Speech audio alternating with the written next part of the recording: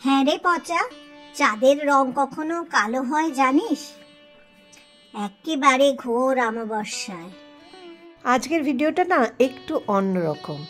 Welcome to ohms cooking lab. বন্ধুরা সবাই ভালো আছো তো? আজকের ভিডিওটায় আনন্দবাজারের রবিবাসরীয়তে যে গল্প বেরিয়েছে সেই গল্প, ছোট গল্প একটা তোমাদের সাথে শেয়ার করব। তার সাথে আজকে আমি কি রান্না করেছি সেটা। চলো দেখতে থাকো। ভালো লাগলে কিন্তু লাইক কমেন্টস শেয়ার করে দিও। গল্পের নাম ননিবালার আচার বাড়ি। ছোট গল্প, লেখক অঞ্জন সেনগুপ্ত। আর গল্পটা আমি পেয়েছি আনন্দবাজারের রবিবাসরীয় থেকে। বাড়িটা ছিল সুধাকান্তের। তিনি গত হয়েছেন বহুদিন। এখন বাড়ির অলিখিত মালিক তার স্ত্রী ননিবালা। কারণ বছর চারেক হলো তার একমাত্র ছেলে মণিকান্তকেও করোনায় টেনে নিয়েছে। তারপর থেকে একমাত্র নাতি ভরসা। তাকে নিয়েই ননিবালার টানাটানির সংসার। বাপটা চলে যেতেই নাতি অন্যদের জমিতে যোগানদারের কাজে লেগে পড়েছে। এতদিন সংসারটা যেমন বেতো ঘোরার মতো কোনো মতে ঠুকঠুকিয়ে চলছিল, এখন আর তেমনটি নেই। চলার গতি বেড়েছে। অবশ্য এই গতির পেছনে রয়েছে ননিবালার হাত যশ। গ্রামের কোনো বাড়িরই তেমন কোনো নাম থাকে না। লোকের বাড়ি চিনতে হয় মালিকের নামে বা তার ছেলের নামে। যেমন এতদিন যে বাড়িটা ছিল সুধাকান্তের বাড়ি, তা হঠাৎই একদিন হয়ে গেল মণিকান্তের বাড়ি। অবশ্য এরপর তা তার ছেলে গোপীকান্তর নামে হওয়ার আগেই হয়ে গেল তার ঠাকুমার নামে। আজ লোকে এই বাড়িটাকে চেনে ননিবালার আচার বাড়ি নামে। এভাবে বারবার বাড়ির নাম পাল্টালে বাড়িটারও তো খারাপ লাগার কথা, কিন্তু এবার আর তেমন লাগলো না। এই নামটায় বেশ একটা টক মিষ্টি ঝাল গন্ধ রয়েছে। এমন গন্ধ শুধু বাড়ির মধ্যেই নয়, একেবারে ভাসতে ভাসতে রাস্তায় চলে যায়। আর তাতেই পথ চলতি হাজার পথিকের জিভে জল আসে। প্রবাদ আছে যে অন্য মানুষের লোভে নাকি পেট ফোলে, কিন্তু এতে ননিবালার তেমন কিছুই হয় না। বরং দিন দিন তার কাঠের সিন্দুকের পেটটা যেন বেশ ফুলতে থাকে। তা ননিবালা বোঝেন। এ কি আর আজকের অভ্যেস? সে কবে থেকে ননিবালা তার মা গিরিবালাকে বিভিন্ন মরশুমি ফলের অনেক আচার তৈরি করতে দেখতেন। তৈরি হয়ে গেলে গিরিবালা প্রথমে মেয়ে ননিকে দিয়েই পরখ করাতেন। তার ধারণা ছিল তার মেয়ের স্বাদজ্ঞান নাকি দারুণ। শুধু তাই নয়, তিনি জনে জনে বলতেন, আমার এই ছোট্ট মেয়ের এমন স্বাদজ্ঞান, সে বড় হলে ভালো রাঁধুনি হবে। অবশ্য বিয়ের পরে এমন সুনাম ননিবালার কপালে জোটেনি। না কোনোদিন স্বামী সুধাকান্ত তাঁর রান্নার সুখ্যাতি করেছেন, না করেছে ছেলে মণিকান্ত। মায়ের সেই কথা মনে পড়লে আজও ননিবালার একটা চাপা দুঃখ গলার কাছে এসে আটকে থাকে। তবে তা অনেকটাই পুষিয়ে গেছে আচার তৈরি শুরু করার পর থেকে। কেউ তার এমন আচারের অন্তর্নিহিত খবর জানতে চাইলে ননিবালা মুচকি হেসে শুধু বলেন, এ আমার রক্তের মধ্যেই আছে। এর বেশি তিনি আর কোনো উচ্চবাচ্য করেন না। বাড়িটি মাটির কোঠা বাড়ি। গ্রামের বাড়ি যেমন হয়, তবে বাড়িটির একটা ছাদ রয়েছে, কাঠের পাটাতন দেওয়া। তার উপরেই রয়েছে খড়ের ছাউনি। সেই ছাদের সামনেটায় কিছুটা বাড়ানো হয়েছে।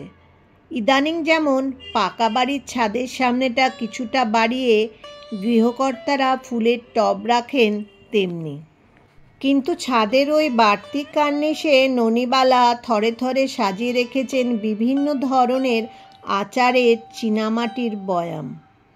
কোনোটায় কি আচার রয়েছে তা বাইরে থেকে বোঝা যায় না বটে, কিন্তু তাতে কি? অত সব বয়মের ঢাকনা খুলে যখন ননিবালা তার আচারকে রোদ খাওয়ান, তখন তা থেকে বিভিন্ন মশলার সুগন্ধ আর চাপা থাকে না। তা বাতাসের পিঠে চেপে পথচারীদের নাসারন্ধ দিয়ে একেবারে সরাসরি চেতনায় আঘাত করে। ব্যাস, হয়ে গেল। পথচারীরা একবার তাদের ঘাড় না ঘুরিয়ে পারে না।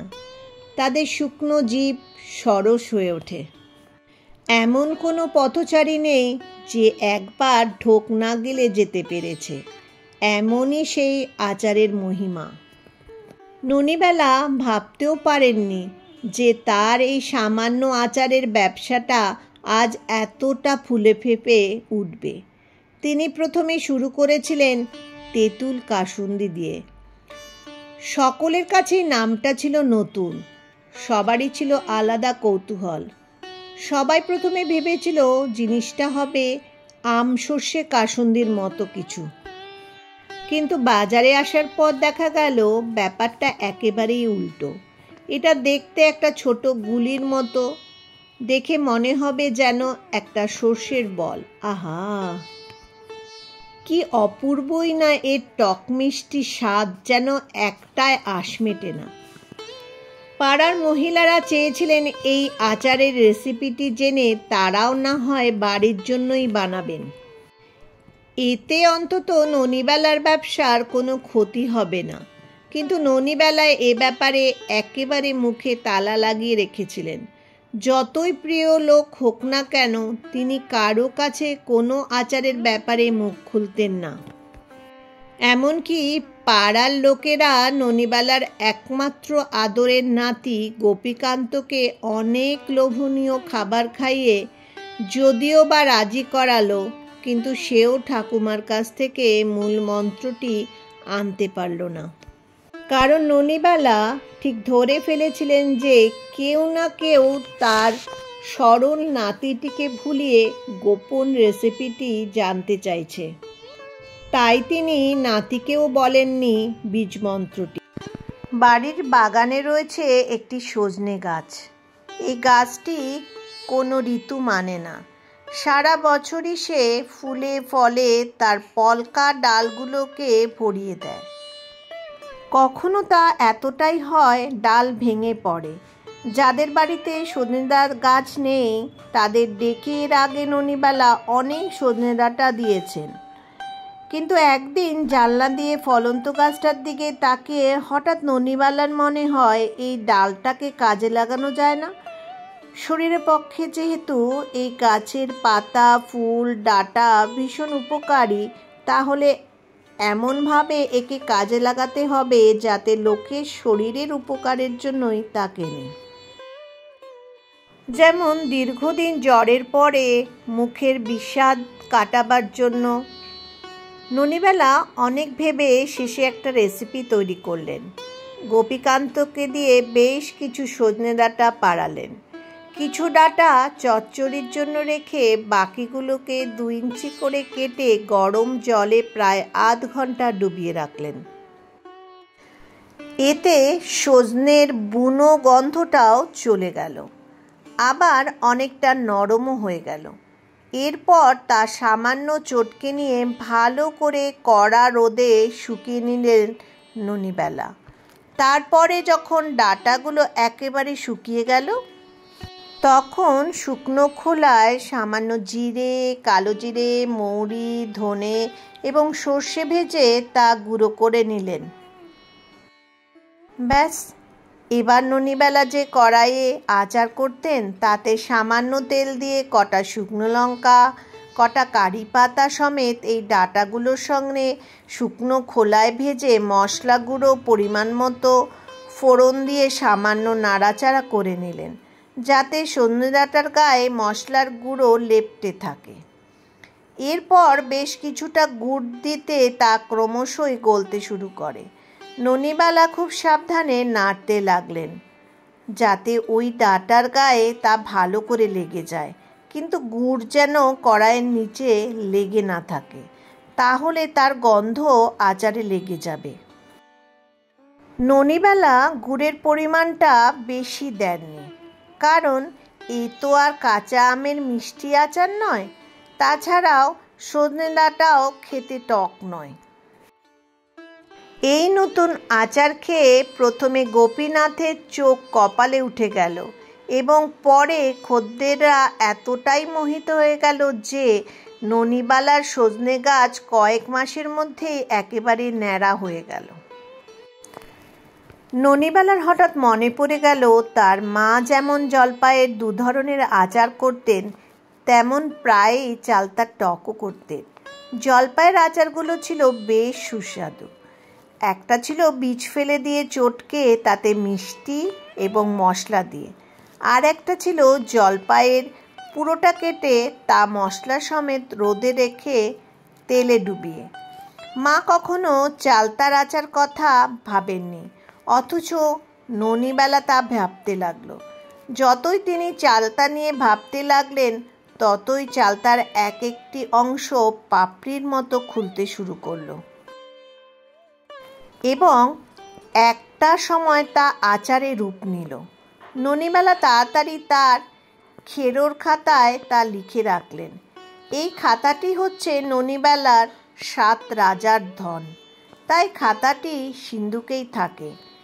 এবার একটা চালতার খোলস ছাড়িয়ে তাকে ভালো করে ধুয়ে ঢেকিতে কিছুটা থেতো করে কড়া রোদে শুকিয়ে নিলেন। ব্যাস, এরপর ননিবালার নিজস্ব ফর্মুলার মশলা এবং গুড় দিয়ে তৈরি হয়ে গেল মিষ্টি আচার। এই আচারটিও একেবারে সজনে ডাঁটার আচারের মতোই রমরমিয়ে চলতে লাগলো।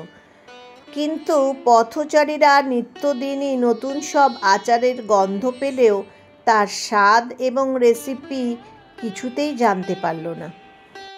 ৭৯ বছর বয়সে এক শীতের সকালে ননিবালা কাউকে কিছু না বলেই চলে গেলেন। বয়স এবং পরিশ্রমের ভার তিনি আর হয়তো বইতে পারছিলেন না। বাড়িতে ভিড় হলো, যেমন সব বাড়িতেই হয়। এই শোকের মধ্যে খুঁটিতে হেলান দিয়ে বসে থাকা গোপীর কানে কানে অনেকেই ফিসফিস করে বলে গেল, এরপরে ব্যবসাটার ব্যাপারে আমার কথাটা একবার ভাবিস গোপী। গোপীর সেই মুহূর্তে এসব কথা শোনার মতো মনের অবস্থা ছিল না, তাই সে অপলক চোখে আঙিনার কোণে নিমগাছটার দিকেই তাকিয়ে থাকলো। ওর দৃঢ় বিশ্বাস হলো তখনও ঠাকুমা ওই গাছটায় বসে লোকের রঙ্গতামাশা দেখছেন আর আদরের গোপীকে হাত নেড়ে বারণ করছেন। গোপীকান্ত ননিবেলার শ্রাদ্ধ ধারদানা করেই শেষ করলো। শুধু পাড়ার লোকেরাই নিমন্ত্রিত ছিল, ভাতের ঝামেলা রাখেনি। তার বদলে ছিল পরোটা এবং কয়েক রকমের আচার। এই আচার খাওয়ার জন্যই তো এতদিন প্রতিবেশীরা হাপিত্তেশ করে বসেছিল। আজ সকালে হাসি মুখে তৃপ্তি করে খেয়ে ননিবালার প্রশংসা করতে করতে ঘরে ফিরল। কিন্তু সপ্তাহ ঘুরতে না ঘুরতেই সব থেকে বেশি আতান্তরে পড়ে গেল স্বয়ং গোপীকান্ত। যদি সে হাত পুড়িয়ে ভাত রান্না করে তাহলেই পেটে কিছু পড়ে, নতুবা নয়। কিন্তু এভাবে তো দীর্ঘদিন চলে না।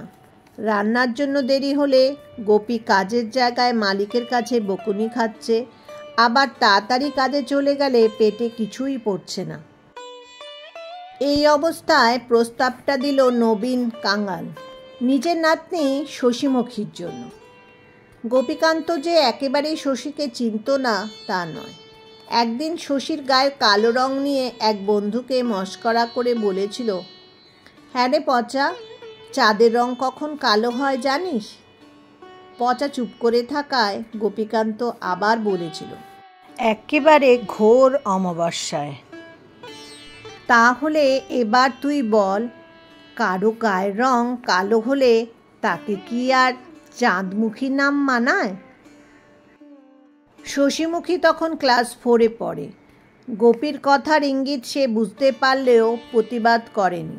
কিন্তু গোপীনাথের উপর একটা প্রচ্ছন্ন রাগ তুষের আগুনের মতো ছাই চাপা হয়ে ধিক ধিক করে ওর বুকের মধ্যে জ্বলছিল। অবশ্য এতদিনে তা নিভেও গেছে। কাজেই দাদু যখন এই সম্বন্ধের কথা বাড়িতে বললেন, তখন আড়াল থেকে শশী সবটা শুনলেও রা করেনি। ফলে বিয়েটা হতেও আর দেরি হয়নি। গোপীকান্ত শুধু জানতে চেয়েছিল শশীমুখী রান্না জানে কি না, ওইটুকু হলেই চলবে। শশীমুখী শ্বশুরবাড়িতে এসেই দেখে অনেক ফাঁকা বয়াম আর ঘরের এক কোণে একটা কাঠের সিন্দুক। সে জানতে চেয়েছিল এতে কি আছে। গোপীকান্ত বলেছে জানি না। শশীমুখী আর উচ্চবাচ্য করেনি। সারাদিন একাই তার কাটে। স্বামীকে রান্নাবান্না করে খাইয়ে কাজে পাঠায়। তারপর থেকে দিন যেন আর কাটতেই চায় না। গোপী ফেরে সেই সন্ধ্যায়। প্রায় মাসখানে কেটে যাওয়ার পর এক রবিবার গোপী বাজারে গেছে। ননিবালার ঘরটা কেমন অগোছালো হয়ে পড়ে আছে মনে হওয়ায় তা গোছাতে হাত দিল শশীমুখী। বিছানায় দুটো বালিশ। খাট ছেড়ে নতুন চাদর পেতে বালিশের ওয়ার বদলাতে যেতে হাতে শক্ত কিছু ঠেকে। তারপর ঝাড়তেই ঠং করে মাটিতে পড়ে। শশীমুখী দেখে একটা পেতলের পুরনো চাবি, বেশ ভারী ওজন। তখনই বাজার সেরে বাড়ি ফিরে গোপী দেখে শশীমুখীর হাতে একটা পেতলের চাবি। গোপী বলে ওঠে, আরে এটাই তো বোধহয় ওই। তার কথার মধ্যে শশীমুখী বলে, আমারও তাই মনে হয়, চলো দেখি ওতে কি আছে। গোপীকান্ত সিন্দুক খুলে হতবাক। সিন্দুকে পড়ে আছে প্রচুর অর্থ এবং একটি মলিন খাতা। গোপীকান্ত সবিস্ময়ে সে অর্থ গুনতে বসে। অগোছালো 10, 20, 50, 100 টাকার অগুন্তি নোট, সঙ্গে খুচরো কয়েনের পাহাড়। শশীমুখীর হাতে তখন ননিবালার গোপন রেসিপির খাতা। খাতাটা কপালে ঠেকিয়ে সে বলে, ননিবালাকে আমি কখনো মরতে দেব না। কেমন লাগলো জানাতে কিন্তু ভুলো না। ভালো লাগলে লাইক করে দিও।